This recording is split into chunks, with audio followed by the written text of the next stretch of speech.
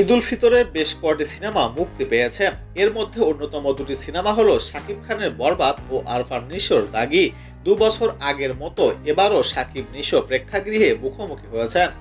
এরই মধ্যে সামনে এসেছে শাকিব নিশোর পুরনো দ্বন্দ্ব, অর্থাৎ ২০২৩ সালে নিশোর একটি মন্তব্য নিয়ে এই দ্বন্দ্বের সূচনা। বাকযুদ্ধে জড়িয়েছিলেন এই দুই তারকার ভক্তরাও। পুরনো সেই দ্বন্দ্ব নিয়ে শাকিব খানকে বিশেষ বার্তা দিলেন আরফান নিশো। একটি সাক্ষাৎকারে এই বিষয়ে কথা বলেন এই দুই দাপুটে অভিনেতা। আলাপরচিতার শুরুতেই নিজের অভিনীত দাগি সিনেমা নিয়ে কথা বলেন আরফান নিশো।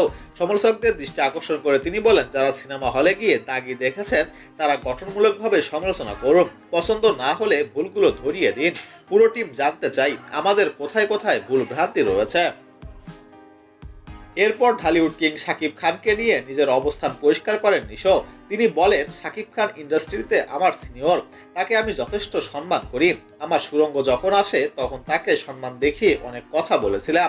একজন মানুষের দীর্ঘ কেরিয়ার ইন্ডাস্ট্রিকে এত কিছু দিয়েছেন, বিনিময়ে তিনি সম্মানটুকু প্রত্যাশা করেন।